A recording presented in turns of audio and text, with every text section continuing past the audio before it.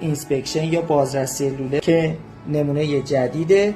این نمونه کاملا حرفه‌ایه، یه مانیتور 9 اینچ IPS داره، کابل فایبر تیوب 50 متری، دوربین کاملا فنری با سیستم سلف لولینگ، سیستم اندازه‌گیری طول کابل که روی مانیتور به شما نشون میده. طور که میبینید مانیتور بالا میاد. الان ما تصویر رو داریم، ببینید. من الان چیزی که خیلی جالبه و توی دوربین‌های قبلی نبوده این تکنولوژی سلف لولینگه.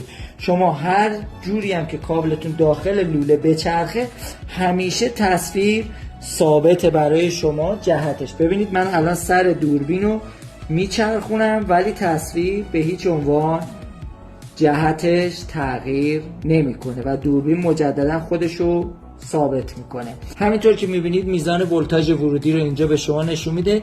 اینجا هم میزان کابل، من کابل که بکشم میبینید همینجوری داره طولی که از کابل باز میشه رو بهتون به متراژ نشون میده. این هم بر اساس متر خواهد بود هم بر اساس فیت که شما میتونید اندازه گیری بکنید.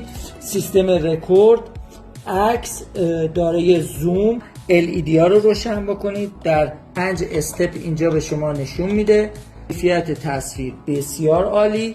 کارت حافظه 16 گیگابایت داخل خودش هست ولی تا 128 گیگابایت رو ساپورت میکنه. شارژر همراهشه. سیستم های سنتر لولینگ در 2 اندازه هم موجوده که همراه خود دستگاه هست.